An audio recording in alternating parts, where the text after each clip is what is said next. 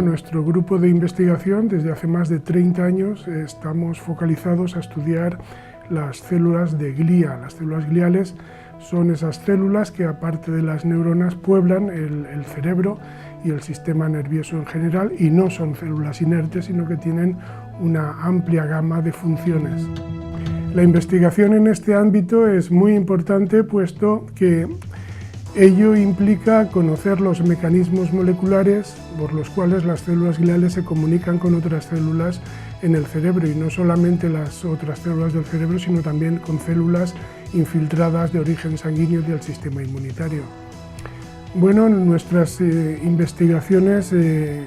creo que darán como resultado no solo un avance en el conocimiento de estas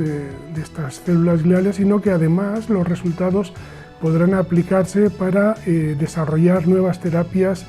que puedan servir para luchar contra enfermedades importantes en el campo de la neurología, como son el Alzheimer, la esclerosis múltiple, la enfermedad de Huntington, el Parkinson, etc.